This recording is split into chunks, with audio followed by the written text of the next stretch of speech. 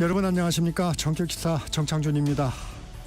국민의힘 대선 경선 후보들 사이에서 반 이재명을 고리로 단일화해야 한다는 반명 빅텐트론이 확산하고 있습니다. 한덕수 대행의 출마 가능성도 여전히 변수로 꼽히고 있는데요. 국민의힘 대선 경선 상황, 홍준표 후보 캠프 총괄 상황본부장인 국민의힘 유상범 의원과 이야기 나눠보겠습니다. 2부에선 정치와이 준비되어 있습니다. 최수영 정치평론가, 김준일 시사평론가와 함께 정치 이슈 속 궁금증 풀어보겠습니다. 정격기사는 유튜브로도 실시간 방송됩니다. 4월 25일 금요일 정격기사 출발합니다.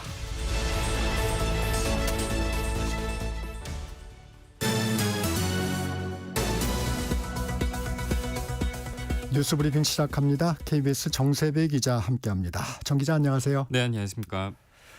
조금 전 들어온 소식입니다. 한미 통상협의에 대한 결과 브리핑이 있었죠?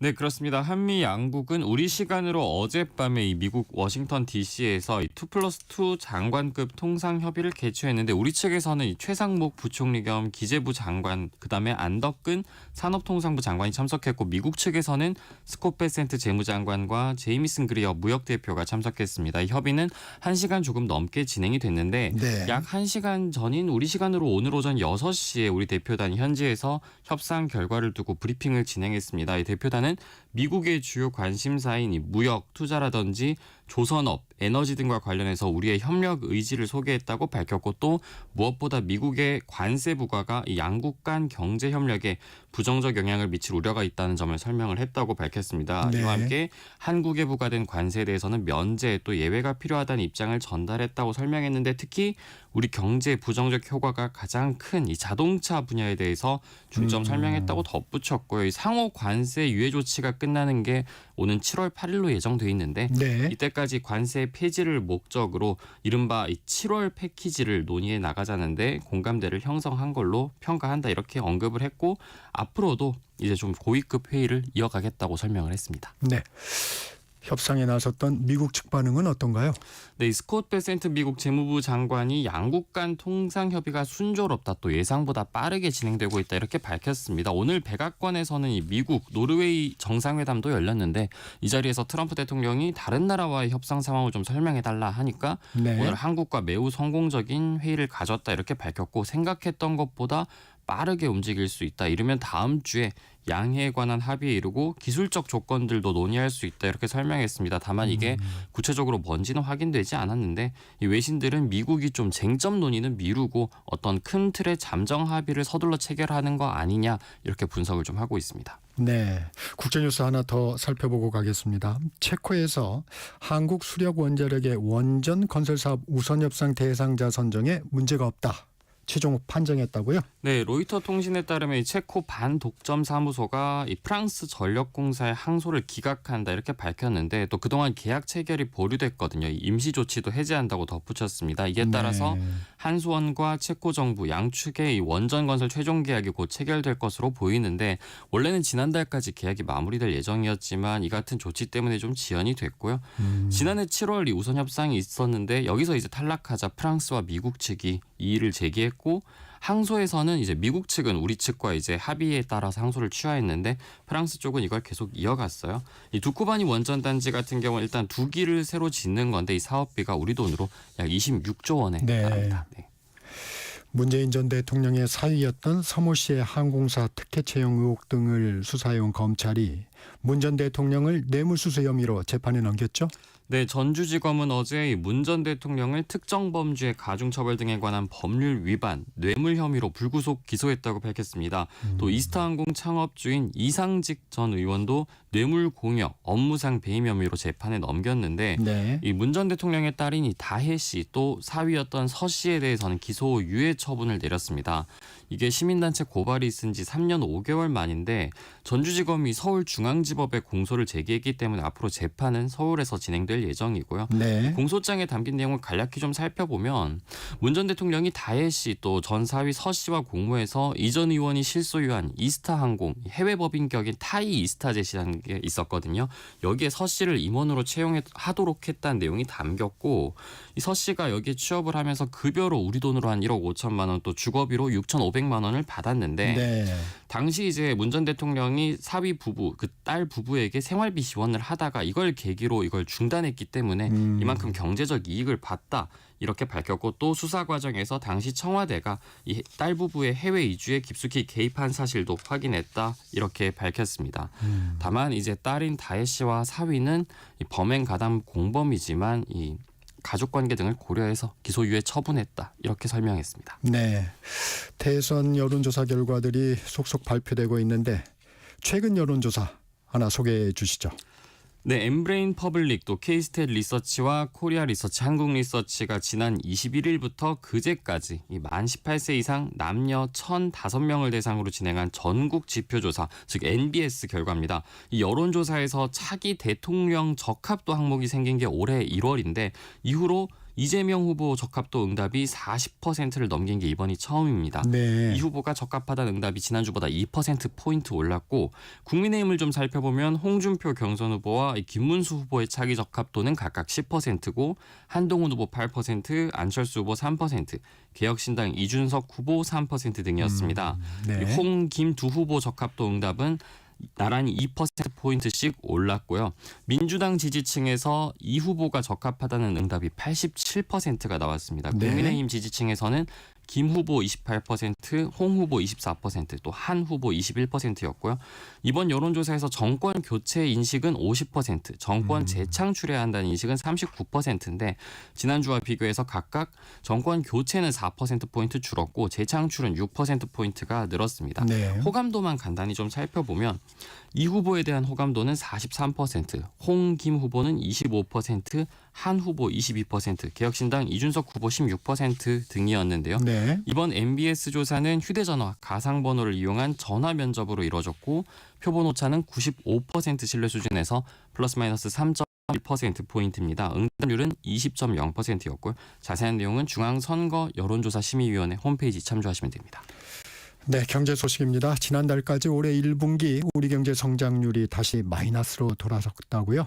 네, 그렇습니다. 한국은행은 직전 분기 대비 올해 1분기 실질 국내 총생산 GDP죠. 이 성장률이 마이너스 0.2%로 집계됐다고 밝혔습니다. 네. 이게 지난해 1분기에 1.3% 깜짝 성장을 했는데 곧바로 2분기에 마이너스로 떨어졌고 계속 0.1%에 그치다가 다시 역성장을 한 거거든요. 네. 한국은행에서는 아무래도 이 미국 관세 정책, 이런 통상환경 불확실성과 소비, 투자 심리 회복을 지연시켰다 이렇게 설명을 했고 이런 저성장 국면이 좀 계속되고 있는 것과 관련해서는 예전처럼 대외적 충격이 아니라 내수 부진이 이어지고 있다. 그러면서 건설 투자와 민간 소비가 원인이다 이렇게 꼽았는데 다만 2분기에는 좀 내수 회복세를 보이면서 성장률이 높아질 걸로 예상을 했습니다. 한중 간 서해 잠정 조치 수역에 설치된 구조물이 요즘에 논란인데 중국이 우리 측 인사에 현장 조사 방안을 제시했다고요? 네, 그제 서울에서 이 한중 양국 간의 제3차 해양 협력 대화가 열렸는데 이 배타적 경제 수역이 겹치는 이 서해 잠정 조치 수역에 대해서 중국이 일방적으로 설치한 구조물 문제가 핵심으로 다뤄졌고요. 회의에서 중국 측은 이제 우리 측 관계자들의 현장 방문을 주선하겠다 이런 입장을 나타냈습니다. 이를 두고 한국 당국자나 전문가를 좀 현장으로 초청해서 이게 양식 시설이다 이런 중국 측 주장을 입증하겠다는 거 아니냐 이런 의도로 보이고 이 때문에 우리 측도 좀 이 점을 염두에 두고 이게 잘못 비칠 수 있잖아요. 네. 그런 점을 좀 염두에 두고 대응에 나설 것으로 보입니다. 우리 측은 이 깊은 우려를 전달하면서 이 세 개 시설의 이동을 요구하고 또 추가 시설은 결코 받아들일 수 없다 이런 입장을 밝혔고 또 나아가서 비례적 대응까지 검토할 수 있다는 입장을 밝혔다고 합니다. 다만 중국 측은 이동에는 좀 난색을 표했지만 다만 우리 측이 파악하기에는 추가 시설 설치는 하지 않을 것으로 분석을 했습니다. 네. 여기까지 듣겠습니다. 지금까지 KBS 정세배 기자였습니다. 고맙습니다. 네, 감사합니다. 전격시사 듣고 계신 지금 시각 7시 29분입니다. 날씨와 교통정보 듣고 전격 인터뷰로 이어갑니다. 오늘 날씨 초점은 큰 일교차와 낮은 아침 기온 그리고 강풍과 동쪽의 건조함을 들 수 있겠습니다. 뚜렷한 기상 위험 요소들은 아니지만 다시 건조한 날씨와 강풍이 잦아지니까 산불 등 화재 예방에 신경 쓰셔야겠습니다. 날씨는 이렇게 좋지만 중국에서 발원한 황사가 중부와 영남에 영향을 주겠습니다. 수도권도 오전 한때 대기가 혼탁하겠고요. 오늘 전반적으로 중부와 영남 대체로 초미세먼지 농도 높다는 것 염두에 두시기 바랍니다. 북서쪽에 찬 공기가 내려앉았습니다. 아침에 조금 쌀쌀해서 서울 한 자릿수인 8.5 15도 나타내고 있습니다. 오늘 전국이 맑겠고 낮 기온이 서울 18도, 대전, 전주 19, 대구 20도 예상됩니다. 오늘도 일교차가 크겠는데요. 내일은 더 크게 벌어지겠습니다. 내일은 서울의 아침 기온은 8도로 오늘과 비슷하겠는데 낮 기온이 20도로 오르면서 평년 기온을 회복하겠습니다. 특히 내일 동쪽의 일교차는 20도 안팎까지 크게 벌어질 걸로 보입니다. 내일도 아침 기온이 낮기 때문에 새벽에 일부 경기 북동부와 전라동부 등 곳곳에서 아침 기온 0도 내외로 떨어지면서 서리가 내리고 얼음이 오는 곳 있을 걸로 보이니까 주의해 주셔야겠습니다. 주말에도 날씨 맑겠습니다. 지금 서울의 기온은 8.7도입니다. 날씨 정보였고요. 다음은 이 시각 교통 상황 알아보겠습니다. KBS 교통정보센터의 서영 씨입니다. 네, 출근 차량들이 늘고 있는데요. 먼저 서울 시내입니다. 강변북로 구리 방향 방화대교에서 동작대교까지 가다서다 반복되고요. 반대 일산 쪽으로 주의하실 구간이 있습니다. 영동대교 지나 5차로에 추돌 사고 발생했는데요. 미리 차로 변경해 주시기 바랍니다. 하남 방향 올림픽대로입니다. 행주대교부터 가양대교까지 정체, 다시 한강대교에서 속도 내려갑니다. 북부간선로 도심 쪽 신내나들목부터 이동량이 많고요. 고속도로는 수도권 제1순환선 일산에서 판교 쪽 계양에서 송내까지 정체입니다. 경부고속도로 서울 방향 달래내고개에서 반포까지 밀리고요. 서해안고속도로 목포 쪽은 안산분기점과 비봉에서 차간격 좁혀집니다. 또 평택 시흥고속도로 평택 쪽도 남한산 분기점에서 속도 내기 어렵고요. 영동고속도로 강릉 방향은 반월터널에서 부곡까지 정체고 다시 용인에서 양지터널까지 속도 내려갑니다. KBS 교통정보센터였습니다.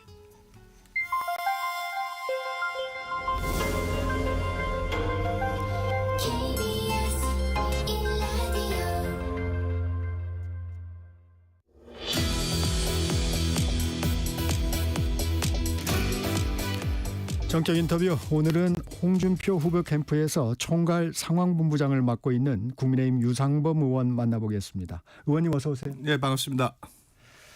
먼저 여러 후보들 가운데 홍준표 캠프에 합류하신 이유는 뭔가요? 저는 홍준표 후보가 이재명이라는 중피고인을 상대로 가장 경쟁이 높다고 판단을 했습니다. 뭐 여러 가지 그 경쟁력에 대해서는 제가 며칠 전에 김종배 시선 집중 나가서 챗 GPT가 말하는 경쟁력 6가지 이렇게 한번 말씀을 드린 적이 있습니다. 그런데 경쟁 프로그램을 말씀하시죠. 그런데 네. 뭐 제가 이제 거기서 말한 것 중에서 이제 제가 가장 중시하는 건 첫째는 2030에 대한 또 2030의 지지가 이재명 후보보다도 또 우리 국민의힘 어느 후보도 높습니다. 그러니까 홍카콜라와 같은 온라인 소통력이 워낙 뛰어나서 가장 지지가 높은데 이번 대선도 2030이 캐스팅 보트를 쥐고 있습니다. 지금 거기 어디를 선택하냐에 따라서 승자가 결정됩니다. 그 점에서 저는 가장 강점이 크다고 생각을 했고요.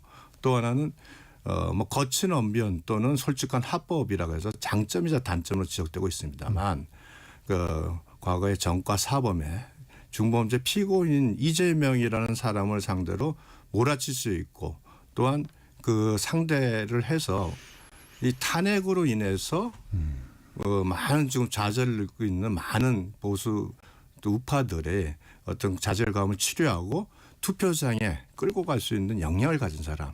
그게 저는 홍준표 후보라고 생각을 했습니다. 그래서 선택을 한 겁니다. 저는 개인적으로 사실은 정치적 인연이 전혀 없습니다. 말씀하신 대로 거침없는 언변을 구사합니다. 네. 상황 관리를 하셔야 될 텐데 홍 후보의 인터뷰나 행보 좀 긴장하면서 보고 그러신가요? 잘 생각해 보시면요. 네. 3년 전에서보다도 많이 온화해지셨고 조절하시고 또 그 전에 2017년 이런 때에도 많이 조절하셨습니다.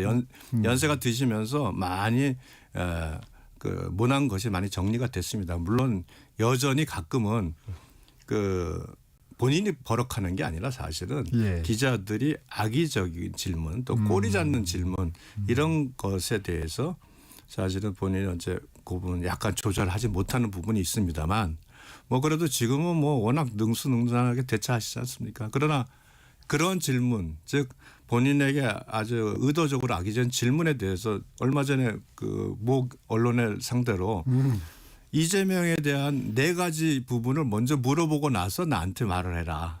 그러면서 장안의 화제가 됐지 않습니까? 네. 물론 그 언변이 솔직화법이고 약간 거친 측면이 있지만 또 그것이 하나의 그 국민적 관심을 끌어내는 또 그런 탁월성도 또 가지고 있습니다. 효과도 있다. 예. 그건 뭐 장점이고 또 단점인 측면이 있습니다만 저는 그 솔직한 합법 그 자체가 장점으로서 기능이 더 크다. 저는 이렇게 보고 있습니다. 2차 경선 한창입니다. 네. 4강에 나경원 후보가 탈락하고 안철수 후보가 올라왔습니다. 캠프에서는 좀 어떻게 해석하고 있습니까? 저는 박빙이라고 예상을 했습니다. 박빙이라고 예상했습니다. 근데 제일 먼저 나경원 후보의 지지가 잘 보시면 홍준표 후보, 김문수 후보, 나경원 후보가 지지가 겹치는 부분이 있습니다. 그러다 보니까 아무래도 두 후보에 대한 지지가 많아지면 상대적으로 나경원 후보가 안철수 후보는 좀 불리한 측면이 있죠. 안철수 후보는 기본적으로 무당층의 지지가 좀 높은 편 아닙니까? 한동훈 후보랑도 약간 겹치지만 그리고 또 하나는 이제 안철수 후보는 지속적으로 대선 후보로서 계속 인지도가 좀 인지도가 있습니다.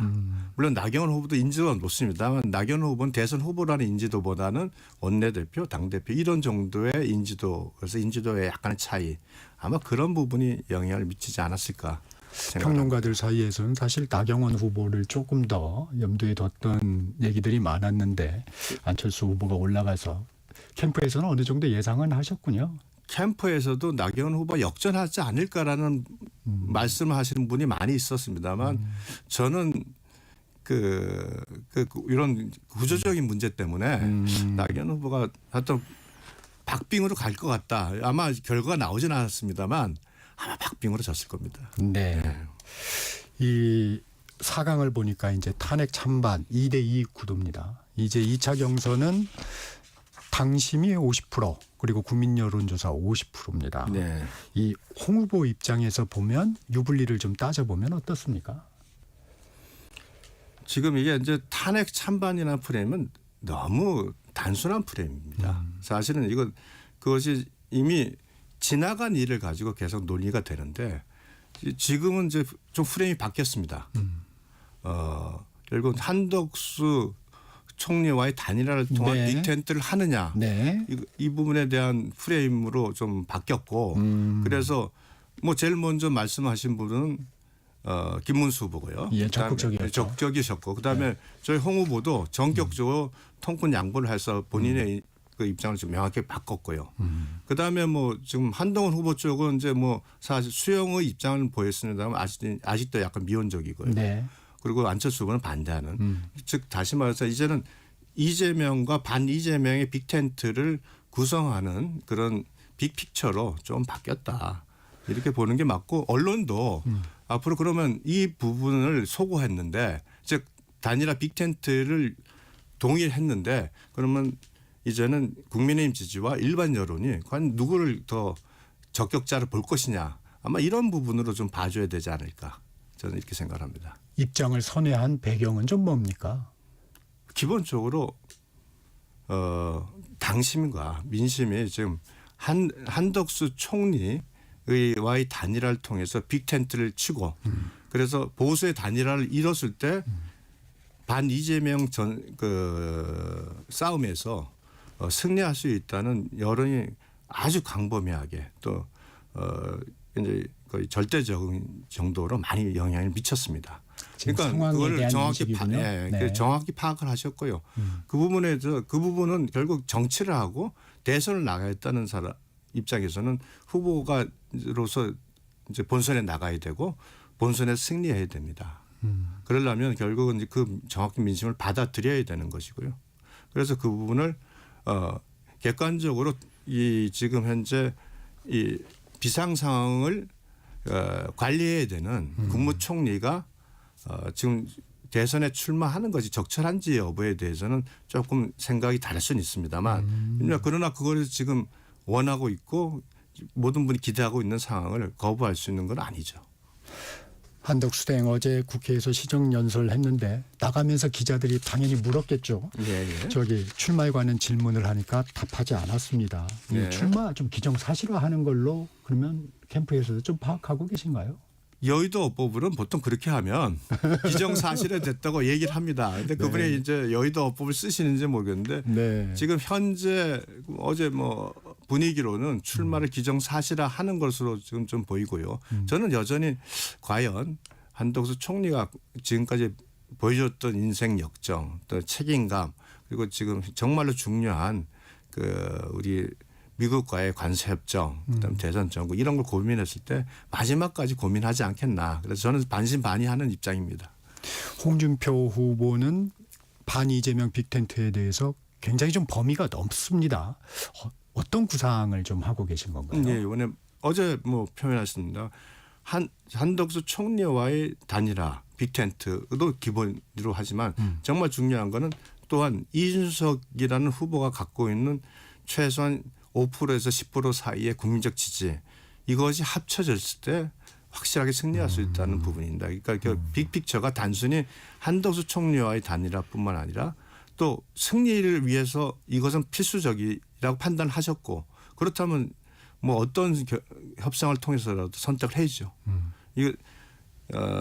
이 선택을 하신 가장 큰 이유는 결국은 이재명이라는 전체주의적이고 그 이재명 세력들이 사실 대한민국을 만일 그 장악한다면 베네수엘라로 갈 수밖에 없다라는 기본적 그 인식하에 그것은 막아야 된다.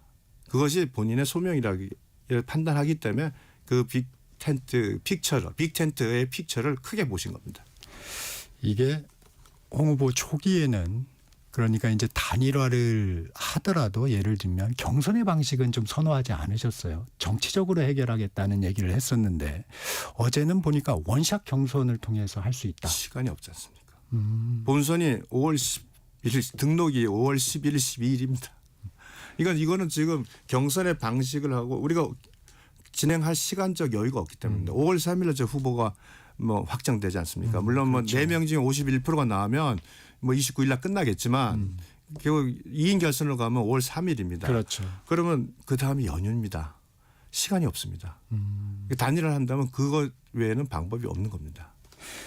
홍 후보 이준석 개혁신당 후보에 대해서는 계속 러브콜을 보내고 있는데 왜 이 후보와의 단일화가 중요한 건가요? 이번 선거는 결국 5% 내의 선거가 될 겁니다. 네. 지금은 뭐 이재명 후보가 절대 강자로 40% 후반 또 50% 근접하고 나오고 우리 그 한덕수 후보 오늘 여론조사를 보니까 한덕수 총리 또 홍준표 후보가 동일하게 나왔습니다만 29%의 경쟁력을 보입니다. 근데 이거는 이제 한쪽을 지지하는 사람은 다른 쪽을 지지 안 하죠. 한덕수 총리 지지하면 홍준표 후보를 지지하지 않습니다. 그런데 그 다음에 나오는 게 이준석 후보가 가진 그 지분을 보시면 한 자릿수입니다만 한 5%를 내로 왔다 갔다 하는 지지인데 네. 결국은 최종적으로 두 분의 지지가 합치면 이제 근접하게 바뀔 거고요.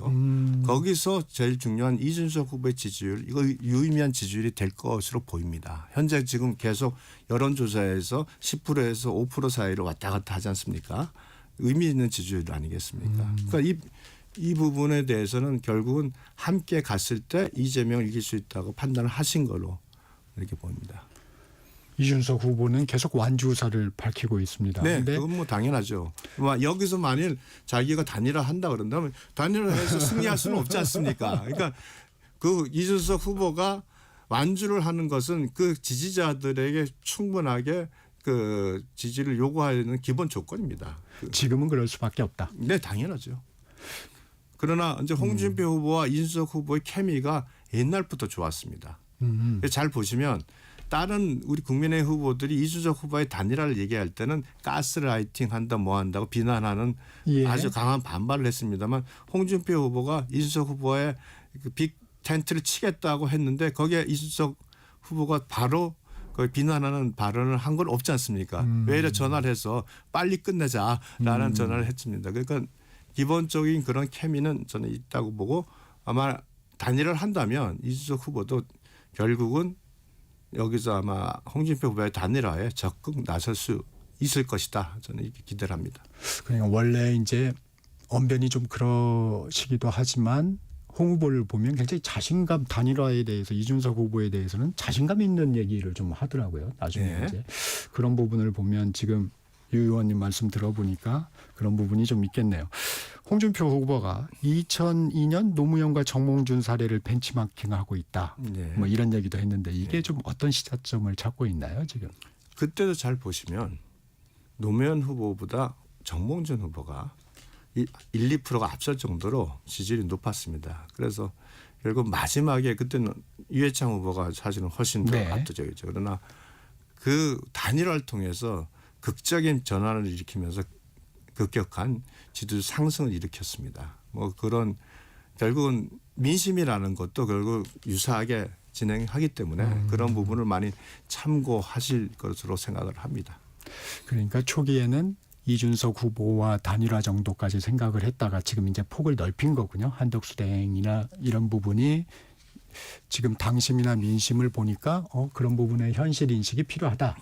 이렇게 예, 해서 그거는 뭐 결국은 정치인은 당원이 요구하고 국민이 요구하는 상황은 수용을 해서 그걸 본인이 유리한 방향으로 속으로는 그렇게 끌고 갈 수 있는 역량을 가져야 되는 거고 그래서 어제 긴급 기자회견을 하면서 찬탄 반탄의 문제가 아니라 이제는 한덕수, 이준석을 포괄하는 빅텐트로 가서 반 이재명 전선을 구성하자. 여기 이제 프레임을 많이 바꾸신 거죠. 홍 후보님 결승에 진출한다고 하면 나머지 한 명은 누가 될까요?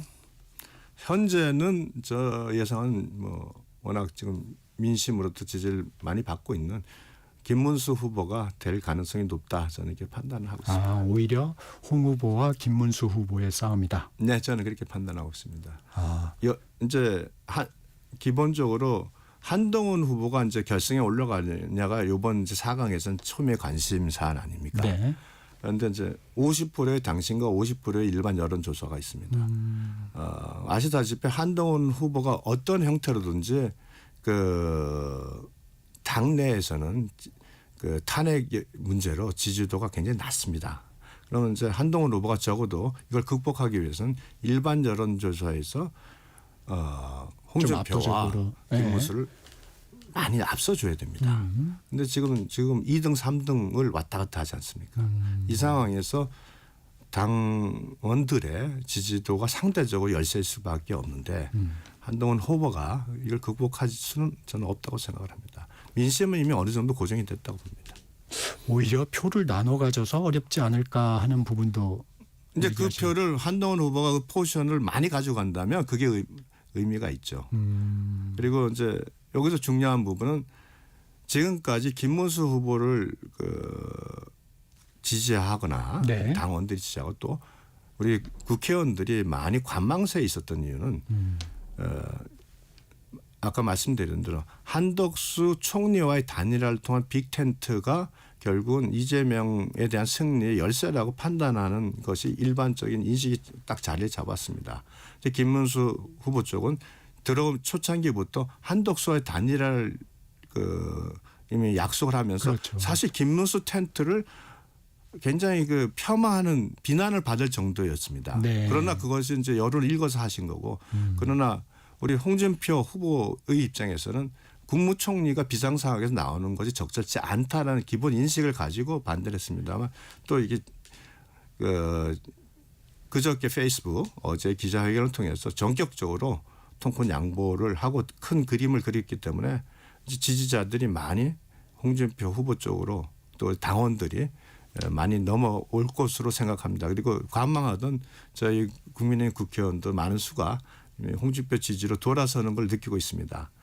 기본적으로 일반 국민이나 우리 당원들은 그러니까 이재명 후보라는 사람의 대항마로서 제대로 싸우고 이재명 후보의 잘못, 거짓말 또는 내로남불의 행태를 과감히 지적하고 이끌어갈 사람으로는 홍준표 후보밖에 없다는 것이 기본적인 인식에 깔려 있습니다.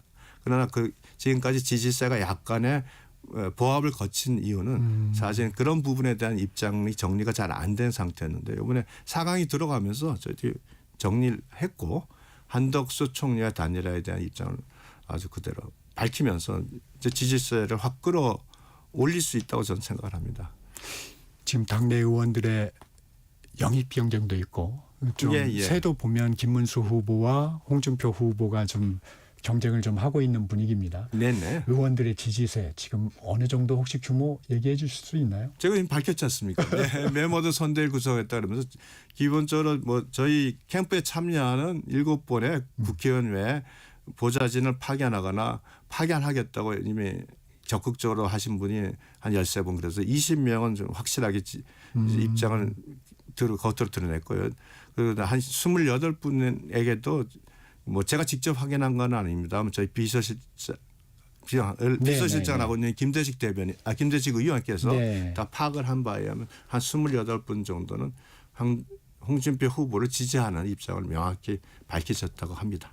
탈락한 나경원 후보는 약간 지금 어느 쪽을 선택할지 좀 모르겠습니다. 뭐 저는 뭐 나경원 후보가 결국은 미래에 국민의힘의 지도자로서 계속 가셔야 될 분이고 또 현재 상황에 대해서 그렇게 잘 판단을 아주 뛰어나게 하시는 분이기 때문에 홍준표 후보를 지지하는 것으로 확신합니다. 그리고 뭐 저희가 공개적으로 저희 그 캠프에 나경원 그 후보를 저희가 선대위원장으로 모시겠다고 말씀을 또 드렸고요. 뭐 삼고초려가 아니라 십고초려라도 제가 모셔야 될 분입니다. 예. 네. 이 얘기도 좀 여쭤보겠습니다. 더불어민주당이 홍준표 후보를 명태균 씨 관련 의혹으로 경찰에 고발했습니다. 여론조사 비용 대납 의혹, 네. 또 불법적으로 당원 명부를 입수해 여론조사에 활용했다는 의혹 등인데 네. 어떤 입장이세요? 제가 어제 그 서영교 의원이 네. 아마 그 고발장을 내면서 발표한 네. 내용을 봤는데 네. 사진이 나갔다고 했습니다. 그 사진이 행사장에서 축사하는데 옆에서 사회 보던 사진입니다. 축사하는 사람이 사회자가 누구인지를 어떻게 알겠습니까? 그리고 또 뭐 주고받은 카톡이 나왔다는데 아마 제 기억에는 생일 축하한다 그래서 땡큐 이거 하나밖에 없는 걸로 알고 있습니다. 또 뭐 측근들이 여론조사 비용을 네. 대납하고 돈을 주고받았다는데 거기에 이미 언론에 확인된 게 측근이 차용증을 쓰고 돈 달라고 요구했다는 내용이 여러 차례 또 언론에도 나왔습니다.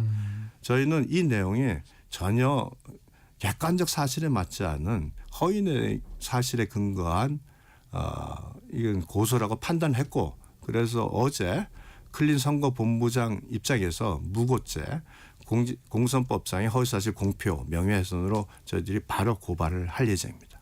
네. 개헌에 대한 입장도 좀 묻겠습니다. 홍준표 후보는 양원제 도입, 중선거구제 도입을 공약했었는데 이 양원제가 국회의원 수를 늘리는 방식인가요? 그건? 아니 국회의원 수를 늘리진 않습니다. 하원 의원 수를 좀 줄이고요.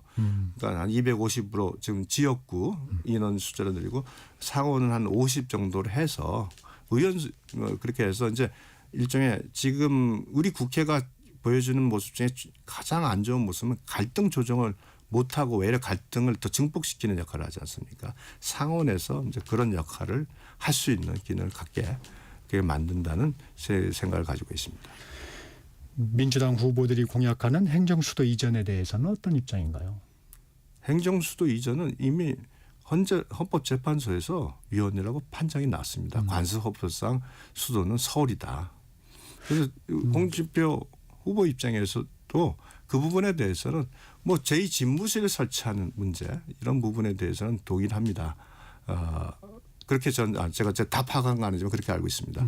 다만 이제 지금 현재 이재명 후보가 하는 행정수도 이전은 네. 제가 아마 저는 당선이 되는 즉시 반드시 그것은 취소할 거를 믿습니다. 지금까지 이재명 후보는 그것은 충청도 표를 위한 공약일 뿐이지 네. 이재명 후보가 그것을 실현할 의지가 있다고는 전혀 생각하지 않습니다. 너무나 많은 것을 보여왔기 때문에 모든 공약을. 개헌 공약 얼마나 했습니까? 그런데 자기가 유일하니까 바로 내란 종식이 먼저다. 그래 개헌을 그냥 바로 차면서 국회의장의 고뇌에 찬 개헌 제안을 일거에 걷어찼지 않습니까? 국회의장 그로 인해서 완전히 사실은 굉장히 곤란한 입장에 처했습니다. 아마 국회의장은 그 이재명 후보랑 개헌에 관해서 충분히 논의를 했다고 합니다. 그런 입장에서 밝힌 거를 그렇게 걷어차는데 그거 공약 어떻게 믿겠습니까? 네, 앞서 유 의원님이 언급해 주신 여론조사 관련해서 공지 하나 드리겠습니다. YTN이 여론조사 기관 엠브레인 퍼블릭에 의뢰해서 전국 18세 이상 남녀 1,004명을 대상으로 조사한 결과인데요. 아까 이준석 의원 7% 정도 말씀하셨던 그 내용입니다. 자세한 내용은 중앙선거여론조사심의위원회 홈페이지를 참조하시면 됩니다. 오늘은 여기까지 드려야 될 것 같습니다. 지금까지 홍준표 캠프 총괄 상황본부장 유상범 의원과 말씀 나눴습니다. 고맙습니다. 네, 고맙습니다. 전격시사 1부 여기서 마칩니다. 전하는 말씀 듣고 2부에서 뵙겠습니다.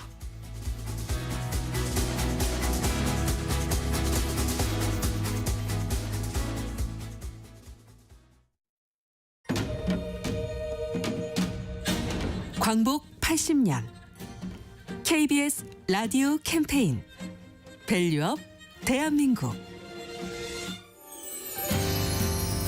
안녕하세요. 국외 독립운동 사적지를 기록하고 있는 사진가 김동호입니다. 세계 곳곳에 남아있는 우리 국외 독립운동 사적지를 사진으로 기록하고 이야기를 책으로 쓰고 있는 일을 하고 있습니다. 2017년에 제가 인도에 갔을 때 레드포트라는 성이 하나 있더라고요. 근데 우리 독립운동 사적지라는 사실을 알게 됐습니다. 인도 하면 우리 독립운동사랑은 전혀 관계없을 거라고 생각했지만 그게 아니었던 거죠. 중국에 갔을 때 왕청현이라는 곳에 한 야산에 있는 동굴을 찾아간 적이 있어요. 네 발로 기어 올라가야 되는 아주 험한 곳인데요. 거기 올라가면 동굴 속에 태극기가 그려져 있고 대한독립군이라고 한자로 써 있고 그 모습을 보면 진짜 우리 조상들이 나라를 빼앗겼지만 포기하지 않았다. 그 열정이 계속 이어졌구나. 조상들의 열망이 지금까지 계속 우리를 지탱하는 힘이 아닌가. 이제 그런 생각들을 많이 해봤습니다. 우리나라 독립운동 사적지가 영국에도 있고 프랑스에도 있고 독일에도 있고 하와이, 미국, 멕시코, 쿠바까지 이어지는 아주 장대한 대서사시로 펼쳐져 있더라고요. 그러니까 세계 곳곳에 보석처럼 박혀있는 우리 역사들이 너무너무 많다. 그래서 내가 어디 여행을 가거든 꼭 그 현장에서 한번 우리 역사가 없는지 한번 되돌아보셨으면 좋겠다.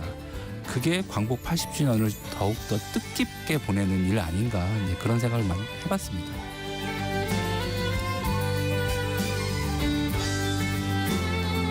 광복 80년 우리가 가야 할 길을 묻습니다. KBS 라디오 캠페인 밸류업 대한민국이었습니다.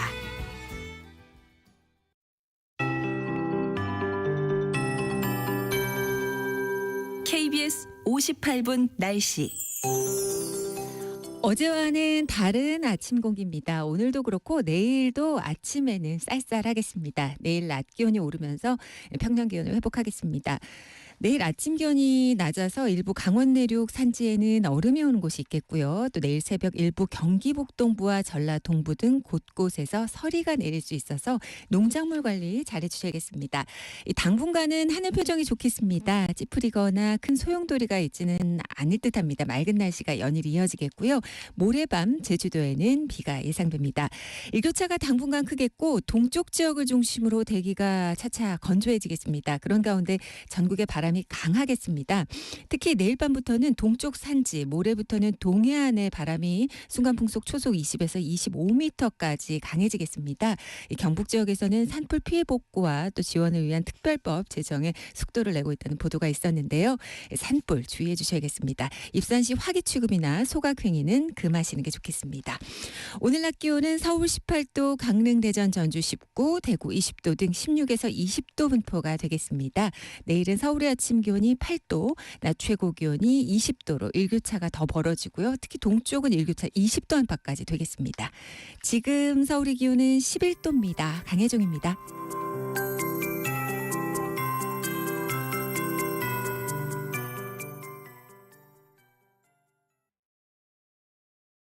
정성을 다하는 국민의 방송 KBS가 8시를 알려드립니다.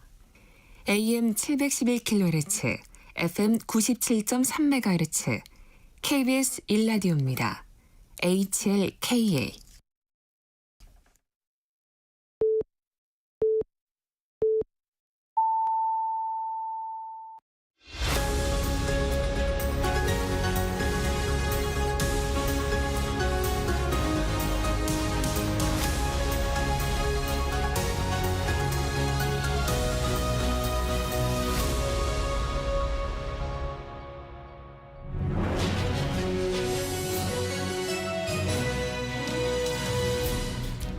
한 주간의 정치 이슈 속 궁금증을 풀어보는 시간입니다. 정치 Y, 오늘도 왜라는 질문 해보겠습니다. 최수영 정치평론가, 김준일 시사평론가 자리했습니다. 안녕하세요. 네, 안녕하세요. 네. 어제 김문수 한동훈, 김문수 안철수 1대1 맞수 토론이 있었습니다. 여전히 탄핵 책임 공방이 주요한 이슈였습니다. 어떻게 보셨습니까? 최수영 평론가. 네, 뭐 그 예상됐던 주제였죠. 그러니까 지금 4강에 올라간 분들이 이제 탄핵 찬성파 2분, 반대파 2분이니까 결국 이번 그 4강 토론에서 핵심 쟁점은 그겁니다. 첫 번째가 그러니까 탄핵에 대한 그러니까 왜 계엄과 탄핵에 대한 입장들이 이렇게 다른지에 대해서 서로에게 명확한 해명을 묻고, 그다음에 또 하나는 윤 전 대통령과의 관계 거리두기를 어떻게 할 것인가가 또 쟁점이 되고, 마지막 하나는 그런 한덕수 지금 권한대행과의 만일 단일화 여부가 어떻게 될 네. 것이냐. 세 가지인데 한대행과의 단일화 여부는 조금 지금 뒤로 그러니까 밀리는 게 아니라 조금 예민한 주제니까 서로가 이제 그 조금 말을 아끼는 게 이른바 이제 여론전에서 이제 하는 게 있고, 그다음에 그 김문수 후보라든가 한동훈 후보 같은 경우에는 당의 어떤 그런 강성 지지층과 그다음에 개혁을 바라는 당원들이 정확히 부딪히는 지점이 있기 때문에 그런 걸로 붙을 수밖에 없었는데, 사실 어제에서 좀 아쉬웠던 거는 저는 이제 김문수 후보 같은 경우가 오히려 이걸 강조하다 보니까 점점 더 본인 입장에서는 이제 본선에 가까워가고, 그다음에 이제 그 이른바 계엄의 바다를 건너서 중도 확장력을 입증해야 되는데 자꾸만 이제 거기에 갇히는 듯한 그런 이제 토론이 되는 것이라서 본인 입장에서는 이제 당원 당심 50%의 투표 때문에 물론 중요하다고 생각하겠지만 결국은 이제 점점 더 이제 결선으로 갈수록 이길 수 있는 후보, 그다음에 경쟁력 있는 후보를 찾는데 그게 과연 한동훈 대표를 그렇게 공박한 게 그러니까 그게 그 정확한 그 득점타의 전략이었던가는 조금 회의가 남습니다. 네, 김준일 평론가님. 일단 뭐라고 해야 돼, 캐릭터들이 워낙 달라가지고 그 마스 토론 하신 분들 한동훈, 김문수도 굉장히 다르고 안철수, 김문수도 굉장히 달라서 약간 보는 재미가 좀 있었던 것 같아요. 그런 부분은 근데 이제 뭐 예상은 했지만은 우리가 이게 탄핵 찬반에 대한 얘기 뭐 이런 것들을 했잖아요. 어쩔 수 없기는 한데 이게 그러면 앞으로 이제 대한민국의 어떤 대통령을 뽑는 걸로 이제 경선에서 이제 본선으로 가는 거잖아요. 사실 다른 거는 눈에 안 들어오고 이게 되게 중요한 거 뭐 어떻게 대한민국 경제를 어떻게 살릴 거냐, 네. 계속 아직도 국민의힘이 이제 탄핵 찬반 가지고 이렇게 하는 게 조금 개인적으로 안타깝다. 그리고 보수 전체적으로도 배신자론이라는 얘기가 나와서 보수가 잘 된 꼴을 본 적이 없어요. 그러니까 그런 게 다 덮어지고 뭐가 됐든 그리고 앞으로 나갈 때 예를 들면 국민의힘이 뭐 2021년 그 서울시장, 부산시장 보궐선거 할 때 뭐 배신자론 그런 거 나왔습니까? 그 대선 때도 마찬가지예요. 그러니까 이게 보수의 어떤 장기 침체를 저는 예고한 것 같다라는 생각이 들고, 한동훈 후보는 어쨌든 되게 인상적이었는데 되게 단호하게 좀 하더라고요. 예, 형제지간 아니냐 사실상 이런 질문이 오니까 형제 관계에 있었더라도 계엄은 막아야 된다. 아버지가 계엄하면 막을 거다. 뭐 이런 얘기도 했고, 충성은 나라에 해야지 제가 대통령이 된다고 하더라도 저에게 할 게 아니다. 이게 윤석열 대통령 약간 그 사람에게 충성하지 않습니다. 이거를 약간 빗댄 거거든요. 여러모로 좀 뭐 보는 재미가 좀 있었어요. 예. 잠깐 이어가기 전에 고지 하나 더 드리고 가겠습니다. 일부에서 말씀드린 여론조사 기간은 4월 23일에서 24일인 점 추가적으로 말씀드립니다. 평론가님도 네. 말씀하셨지만 한덕수 대행과의 단일화 부분, 네. 홍준표 후보가 입장을 바꿨어요. 네. 지금도 사실 제가 뭐 특정한 여론조사 말씀 안 드리는데 지금 보수 지역 내에서 특히나 국힘 지지층 내에서는 한덕수 단일화해야 한다. 굉장히 강합니다, 여론이. 근데 이게 그 지금 당심 50%와 여론조사 50%인데 여론조사 50%도 결국 국민의힘 지지층과 무당층만을 대상으로 네. 하거든요. 자, 그렇다면 이 두 합의 100의 지금 요구에 거의 7, 8알이 한덕수와의 단일화를 요구하고 있다고 봐야 돼요. 그러면은 이걸 어떻게 피해갑니까? 그러니까 초반에 김문수 후보 외에는 다 좀 약간 어정쩡한 입장 혹은 반대하는 입장을 하다가 전부 선회했잖아요. 심지어 뭐 안철수 후보는 오전 오후 말이 좀 다 다른 경우가 생겼고 약간 여지를 남겼죠. 예. 그다음에 한동훈 후보 같은 경우에는 그 거의 불가였다가 하겠다라는 입장으로 이제 선회했던 거는 이 보수 지지층의 열망을 그 본인들이 거부했다가 오히려 이거는 독선적으로 비춰질 수 있고 그다음에 당신은 뭐 후보가 된다고 그걸 날로 먹을 생각하느냐 뭐 이런 비판에 지금 직면한다고 생각하니까 이제 입장을 바꾼 걸로 보입니다. 그런데 이러다 보니까 지금 결국은 국민들에게 혹은 지금 당원 이번 경선에 참여하고 있는 국민 경선인단이나 당원들에게 결국 이게 결선이 아니고 예선이구나. 결국은 한 단계가 더 남아 있구나. 네. 라는 이제 그런 인식을 주기 때문에 사실상 이 긴장감과 그다음에 마지막 파이널 컷에 가는 두 사람이 누가 될 것이냐 이런 긴장감도 사실상 과거부터 떨어지죠. 왜냐하면 되는 순간 국민의힘 후보로 확정되고 폭죽이 터지고 수락 연설을 하고 그다음에 다음 날 첫날 일정은 어디로 가느냐가 언론의 초미의 관심사가 되는 게 아니라 거기서 결선을 해서 통과해서 탑이 된다고 하더라도 자 그러면 다음 단일화로 협상 룰을 또 짜야 되고 이런 상황이 돼버려 가지고 참 좀 약간 맥 빠진 그런 좀 그 경선이라는 느낌은 들긴 하는데 그럼에도 불구하고 저는 이 생각은 분명해요. 지금 이렇게 이재명 후보가 유력시되는 상황에서 이재명 대표가 뻔하게 내란 종식 4글자 들고 나올 거 아니겠습니까? 네. 이 상황을 그냥 두고만 볼 것이냐. 그러면은 무언가 판을 스윙할 수 있는 카드가 나와야 한다. 그게 이제 한덕수 이제 이른바 출마론 같은 건데 저는 그런 생각은 듭니다. 이게 참 그 절박하고 저도 저도 선거 전략을 짠다 그러면 그걸 해야 된다고 얘기를 할 것 같아요. 그런데 그거는 뭐 사실은 이제 그 정말 어떤 전략의 문제고 이게 이제 국민의 입장에서 놓고 보면은 자각론이 없이 이렇게 또 다른 단일화를 통해서 바로 이제 또 대선에 가야 한다는 이걸 국민들이 과연 또 어떻게 받아들일 것인가 이 문제는 참 한번 고민해 볼 지점이라고 봅니다. 이 국민의힘 후보들 아무래도 당심을 향한 행보겠죠. 그렇죠. 예, 그러니까 이게 변수로 안 만들겠다라는 거예요. 지금 홍준표 후보뿐만이 아니라 한동훈 후보, 뭐 안철수 후보도 다 입장이 바뀌었어요. 그러니까 한덕수 대행의 출마는 부적절하지만 적절하지 않지만은 단일화를 하면은 뭐 요구 사항을 받아들이겠다. 거의 다 요쪽으로 갔거든요. 그러니까 말씀하신 대로 지금 뭐가 됐든 반면 빅텐트 다 모여가지고 좀 이재명 좀 꺾어줘라는 게 보수 진영의 지금 열망이거든요. 그게 지금 유효할지는 또 모르겠으나 어쨌든 뭐라도 해봐야 되는 거니까 그런 상황에서 이제 다 모두가 이거 자체가 이제 불리하다고 본 거죠. 단일 안 한다라고 끝까지 얘기하는 게 그래서 이미 뭐 이거는 변수가 될 것 같지는 않고 한덕수 대행 뭐 출마 얘기까지 지금 뭐 본격적으로 나오고 있는 상황이라서 참 뭐 말씀하셨지만은 이게 월드컵으로 따지면은 예, 이제 아시아 조별리그 지역 예선 같은 느낌이 돼버렸어요. 이 국민의힘 경선이 이게 참 뭐라고 할까 이제 뭐 지금은 여당이 아니지만 여당으로서 한때 여당으로서 이게 이 정도로 좀 쪼그라드는 게 개인적으로 굉장히 안타깝다. 예. 이준석 후보와의 단일화 여부에 대해서는 홍준표, 안철수 후보는 긍정적인데 김문수 후보는 약간 저했어요. 이 네. 부분은 좀 어떻게 보십니까? 그건 또 당연한 결과죠. 왜냐하면 지금 홍준표 후보 좀 전에 뭐 유상범 의원도 뭐 네. 후보와 이제 뭐 이준석 의원의 관계를 얘기를 했었습니다만은 기본적으로 저도 이번 그 보수 범여권의 빅텐트 참 뭐 네. 제가 범야의 빅텐트는 많이 들어봐도 범여의 빅텐트는 또 처음 들어보는데 그 사실 이 입장에서 보면은 이준석 그 의원은 후보는 좀 약간 계륵 같은 느낌은 있을 거예요. 그런데 냉정하게 따져보십시오. 지난 20대 대선 입대 대선에서 이재명 후보가 패한 패인을 이제 네. 좀 패인이면 또 윤석열 후보는 승인이겠죠. 그 동력이 서로 다른데 뭐냐면 안철수 후보의 단일화가 윤석열 후보의 그 승인이었다면은 이재명 후보의 가장 큰 패인은 심상정 후보를 그대로 놔둔 거예요. 그러니까 이제 심상정 후보의 만일 그때 단일화를 이뤄내거나 이제 어떤 양보를 받아내거나 했더라면은 성분 달라졌겠죠. 0점. 그 반면 교사에 또 거꾸로 이번에 이준석 의원이 후보가 만일 이제 설령 한덕수 혹은 뭐 선출된 후보로 단일화돼서 법령 갔는데 이준석이 참여하지 않고 독자 완주를 했다. 네. 제가 보기에 3에서 5%는 얻을 수 있다고 봐요. 최종적으로. 그럼 그 표가 원래 어디로 갈 표입니까? 그 당연히 범여로 와야 될 표죠.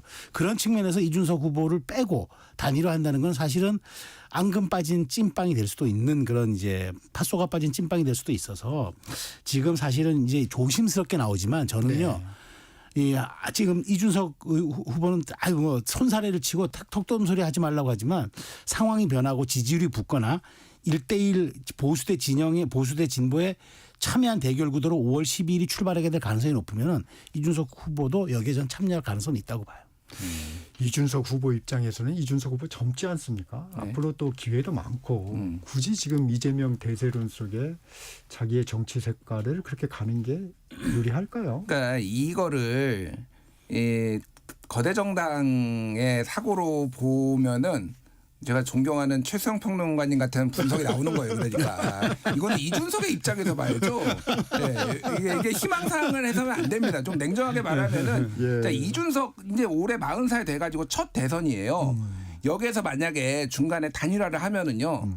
앞으로 이준석이 언제 몇 번이 대선으로 나올지 모르겠지만은 나올 때마다 계속 단일화 압박을 세게 받을 거예요. 그리고 이게 여론조사를 돌려보면은 이제 큰 정당이 항상 유리한 데다가 이게 한 번 단일화를 한 사람은요. 막판에 여조가 그쪽에서 쫙 빠져요. 그게 이제 안철수 후보가 예전에 해서 그렇게 됐던 게 전례가 있거든요. 저는 이준석은 절대 단일화 안 할 거라고 봅니다.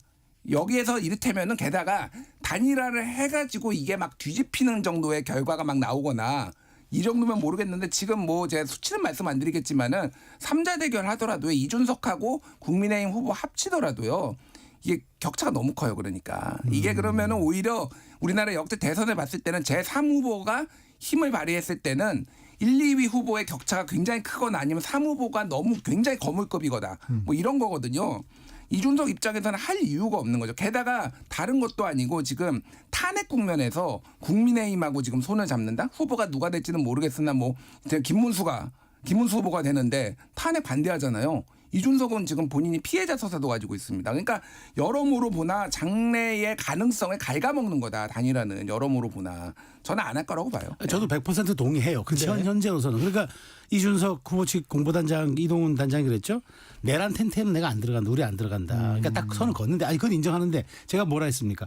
후보 등록 전에 이게 이제 여론 지형이 변하고 보수 대 진보의 1대1 단일 구도가 되는 형식이 되고 지지율이 거의 뭐 한 7, 8%에서 붙어서 이준석 후보가 내가 이게 캐스팅 보트를 질 수 보트가 될 있겠다 하면은 저는 가능성이 있다고 봐요. 왜냐하면 이준석 의원이 나중에 결국에 자 본인의 정치의 뜻을 펼칠 때는 이른바 내란 빅텐트는 아니지만 보수 빅텐트 안에서 쳐야 돼요. 결국 이준석 후보가 정치 입문도 그렇고 성장 과정도 그렇고 앞으로 지금 뭐 꺼내놓는 담론과 의제도 그렇고 저는 보수 정당이 매우 가깝고 그런 또 개혁적 보수가 저도 들어와야 된다고 보기 때문에 이게 이제 그런 구도가 돼서 이 후보도 여기에 대해서 아 이건 내가 나의 선택이 여러 가지 이 스윙 카드가 될 수도 있겠다고 판단하면 저는 전격적으로 결단할 수 있다고 보는데 현재 국면에서는 뭐 그렇게 손살에 치는 정도를 넘어서 안 들어간다고 입장 정리하는 건 그 저도 인정을 합니다.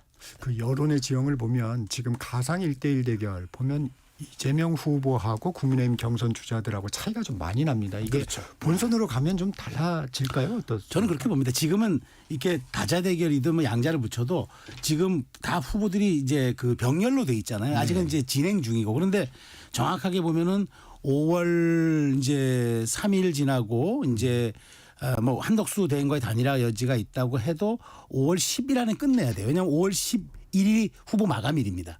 그러니까 그 여론 지형이 근데 제가 5월 초에 다 정리가 되면서 일종의 빌드업을 통해서 하나하나 올라가서 이재명 후보와 10%포인트 이내 차가 된다 그러면은 그때부터는 좀 출렁거림이 있을 거예요. 왜냐하면 결집도가 달라지고 그동안 관망했거나 유보했거나 했던 중도나 이런 좀 말하자면 부동층이 이제 선택을 해야 되니까 저는 여기서 근데 하나 좀 민주당에 조금 경계해야 될 지점 하나 말씀드리면 민주당은 4월 27일 날 모든 게 끝납니다. 그렇죠. 모든 게 다 끝나버리면은 그 다음날부터 이제 2, 3일은 컨벤션 효과가 있죠. 이재명 후보의 뭐 살아온 길 뭐 그 다음날 첫 일정 메시지 다 부각받을 거예요. 그런데 5월 초가 딱 되면은 대법원 판결 언제 나오지? 나올까? 그러면 어떻게 나올까? 아마 굉장히 이쪽도 언론이 좀 달라붙을 거예요. 이재명 후보에. 근데 국민의힘은 어떻습니까? 5월 2일이 지나도 단일화가 또 있죠. 그다음에 룰 세팅을 하게 되는 단일화를 위한 룰 세팅하죠. 계속적인 지금 말하자면은 국민의 관심을 끌 수 있는 호재들이 많아요. 그렇게 가버리면은 저는 그런 과정들을 통해서 부동층과 유동층들, 관망층들이 조금씩 이제 선택의 폭을 넓혀나가면 지금에 있는 수치를 가지고 설명할 수는 없을 거라고 저는 확실합니다.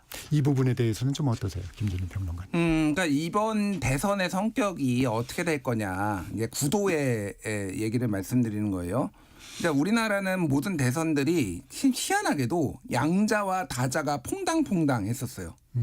예, 그러니까 97년 대선은 이제 다자 구도였죠. 3자 구도 2인제까지 해가지고 그 다음에 2002년은 결국은 양자 구도가 됐고요. 2007년에는 또 다자 구도가 정동영, 그때 이회창, 문국현, 뭐 이명박. 그 2012년에는 역대급으로 다 진영이 다 결집했어요. 그러니까 박근혜 문재인 나왔을 때 2017년에는 오자 구도였습니다. 그때 안철수, 홍준표 그리고 2022년에는 사실상 다시 양자 구도가 됐어요.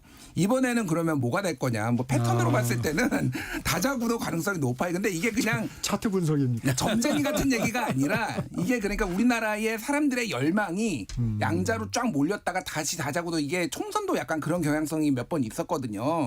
이번에는 저는 다자구도가 될 가능성이 상당히 높다라고 봅니다. 그러니까 2002년 모델을 지금 보수 진영에서 생각을 하는 거예요. 정몽준, 노무현 해서가지고 대세론의 이회창을 꺾고 올라간 거.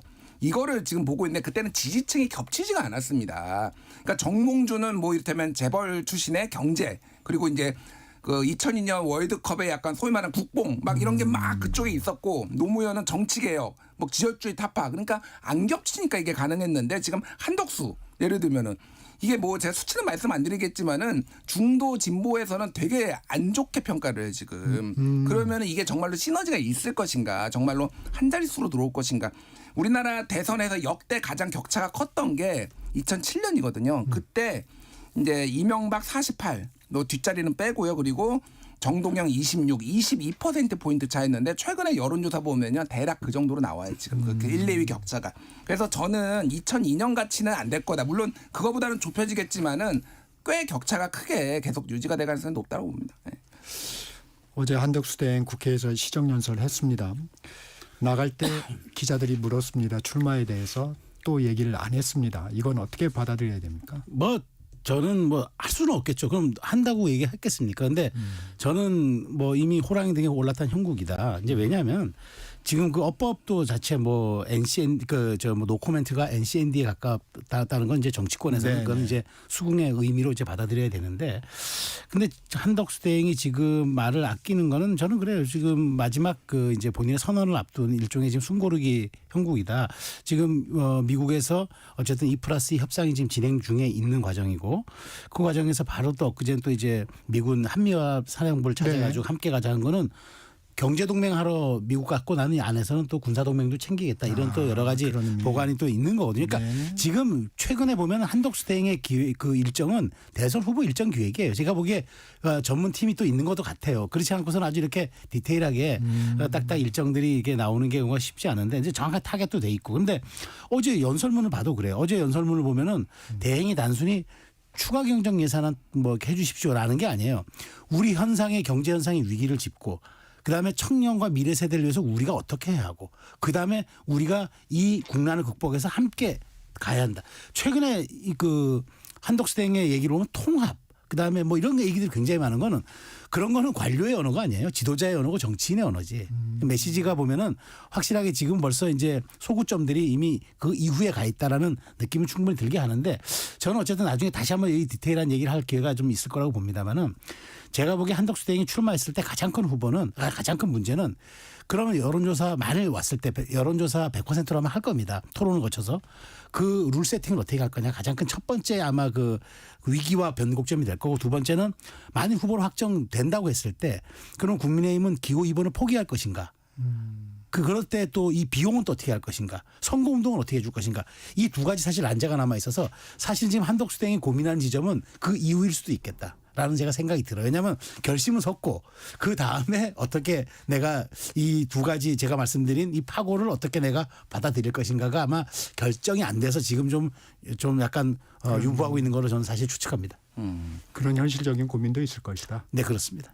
그 이유도 뭐 좀 작용했겠지만 제가 보기에는 지금 하면은 욕 먹으니까 하는 거예요. 지금 못 하는 거예요. 그러니까 지금 2+2 지금 협상 막 하고 있는데 우리나라 대통령 권한대행이라는 분이 나 출마할게. 그러니까 하려면 더 일찍 했어야 되고 지금은 협상 과정에서는 좀 하기 힘들다라는 건데 제가 진짜 걱정하는 거는 뭐냐면요. 어쨌든 이 협상이 좀 가닥이 잡혀야 될 거 아니에요. 2+2 지금 관세 협상이 졸속으로 진행될까 봐. 이 한덕수의 정치 일정 때문에 이게 굉장히 졸속으로 진행될까 봐 굉장히 우려고 모든 전문가들이 다 입을 모아서 대부분의 전문가들이 얘기하는 거는 이거 서두르면 안 된다. 왜냐하면 시간이 지날수록 미국이 초조해지는 거고 빨리 하면 좋다라는 얘기는 미국의 그런 주장은 거꾸로 해석하면 된다라는 거거든요. 굉장히 걱정되고요. 다른 걸 떠나서 저는 뭐 이거는 진보 보수나 진영의 문제도 아니고 대통령 권한대행 총리가 이러면 안 됩니다. 거기에 어떤 사람을 갖다 넣어도 이런 식으로 하면 안 되는 거예요. 그러니까 자 2017년에 3월 10일에 박근혜 대통령 탄핵되고 황교안 총리가 3월 15일에 임시국무회의에서 불출마 얘기했거든요. 우리가 익스큐즈 그러니까 양해를 할 수 있는 거는 일주일이에요. 그러니까 탄핵이 되고 나서 지금 이거는 대선 이런 행보는요. 제가 예를 하나만 들어볼게요. 지금 대선 관리 원래 해야 되는 분이잖아요. 만약에 지금 선거관리위원장이 갑자기 울산에도 가고 광주에도 가고 평택에 가서 저는 병장 출신이다도 얘기를 하고 그러더니 갑자기 대선 며칠 앞두고 저 출마하겠습니다. 그럼 이게 용인이 가능한 건가요? 그러니까 그냥 다른 공직자를 넣어보면 돼요. 그러니까 굉장히 부적절한 일을 하고 있다. 하려면 뭐 출마는 자유입니다. 저는. 근데 하려면 이런 식으로 국정을 저는 농락하는 거라고 생각해요. 솔직히 이거는 너무 부적절한 행동이라고 보고 있고 이미 다음 지금 뭐 어제 오늘 기사 나오는 거는 지금 다음 주 수요일 날 정도 아니면 빠르면 화요일 얘기가 나오고 있잖아요. 그때 국무회의가 또 있는 모양. 화요일은 국무회의고 수요일은 이제 5월 1일부터는 연휴 느낌이 나가지고 그때는 여론의 주목을 받기도 힘들고 또 최종 후보까지 국민의힘 간보고 하는 거는 또 너무 욕먹을 것 같고 그러니까 딱 그냥 수요일 얘기가 나오고 있는 것 같아요. 그래서 좀 개인적으로 좀 안타깝지만 어쨌든 뭐 나오시려면 빨리 좀 하셨으면 좋겠어요. 네. 요건 조금 논의 얘기인데 한 가지 좀 얘기하고 넘어가겠습니다. 우원식 의장이 연설 후에 한대행에게 해야 할 일과 해야 하지 않을 일을 구분하기 바란다. 이건 좀 국회의장이 대통령 권한대행한테 했던 얘기로서는 좀 어떻습니까? 저는 오바했다고 봐요. 한마디로. 뭐 의장이 국회의장이 그러니까 대의기구 우리가 대의민주주의 채택한 나라에서 대의기구의 수장이니까 뭐 얘기를 할 수는 있어요. 그런데 굳이 이제 대통령 권한대행 자격으로 추경안에 대해서 설명하러 그 시정연설을 하러 온 분에게 당신 신분에 걸맞는 행동을 하시오. 그게 이제 요 골자입니다. 핵심 메시지 하나는 당신 처지를 똑바로 알고 행동하시오. 오버하지 말고. 근데 저는 그게 입법부 수장의 오바라고 봐요. 그러니까 이런 거죠. 사실 2+2 지금 그 협상 중에 이제 뭐 출마 선언하기 어려울 것이다. 뭐 현실적으로 그럴 수도 있어요. 그런데 지금 2+2의 협상에 가장 뒤에 있는 우리 지금 최고 에디터예요. 지금 여기 그 사실 관리자란 말이에요. 그런데 이 사람을 흔드는 게 과연 도움이 될까요?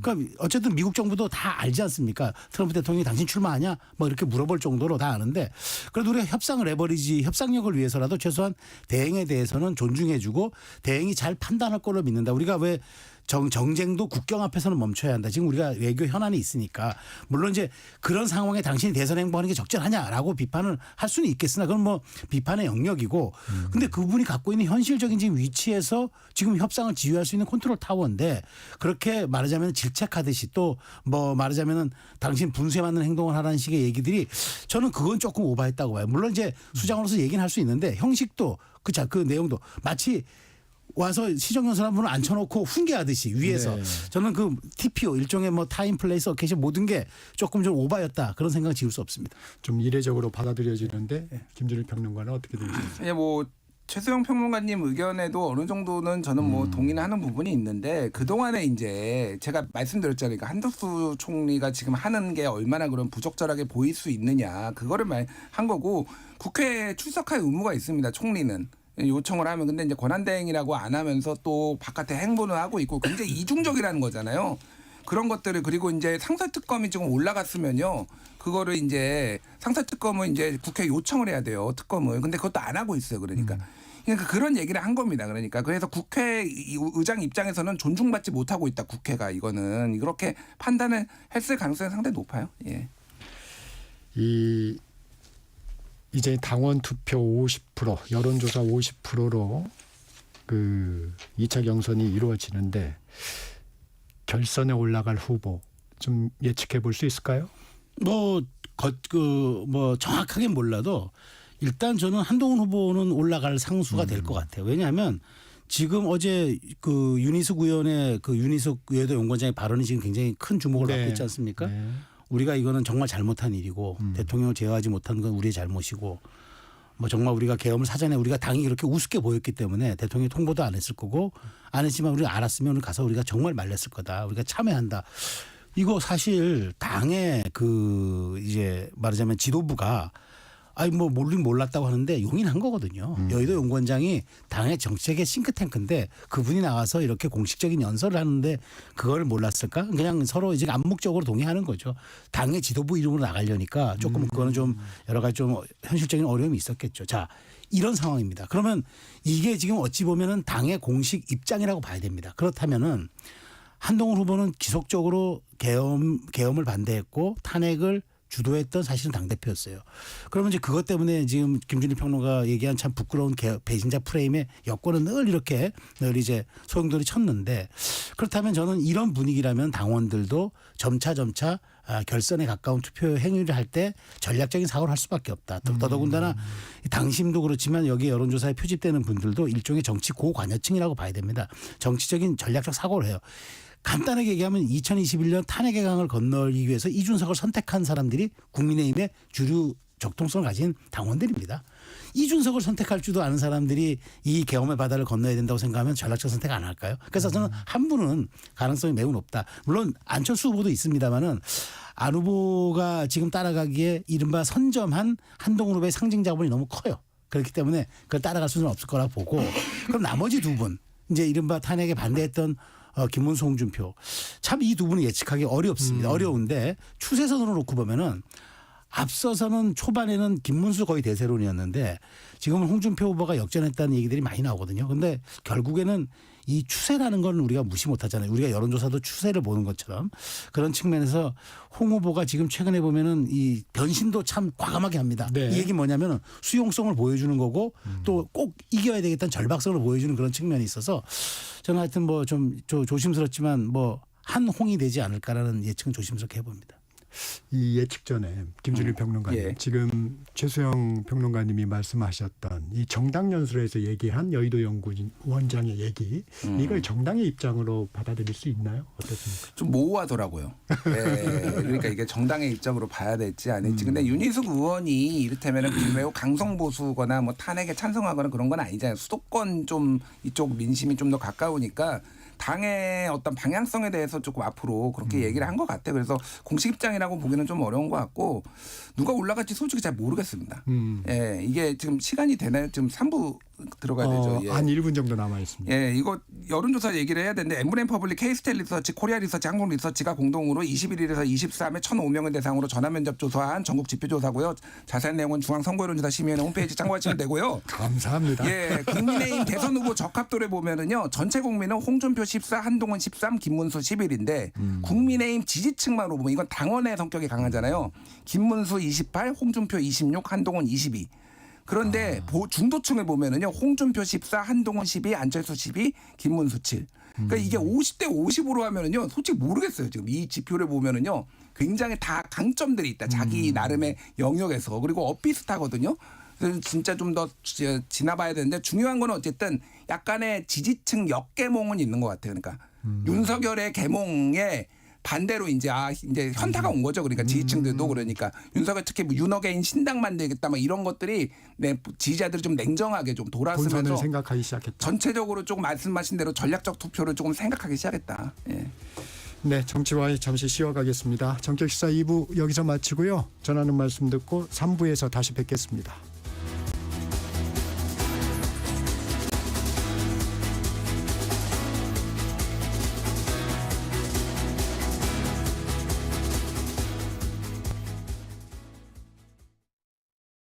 잠시 후 8시 반부터 일부 지역국에서는 해당 지역 방송을 보내드립니다. 워렌 버핏은 가치 투자, 필립 피셔는 성장주 투자, 피터 린치는 장기 투자. 방법은 달라도 목표는 하나. 성기영의 경제쇼가 성공의 길로 안내합니다.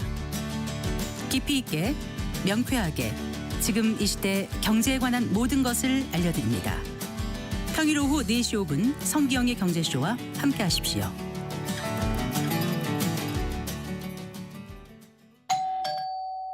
편지 왔습니다. 퇴근길 지친 당신에게 힘이 되는 뉴스를 전해드립니다. 매일 저녁 5시 5분 당신과 함께 읽는 세상 이야기 KBS 1라디오 뉴스레터 K. 지금 시각은 8시 30분입니다. KBS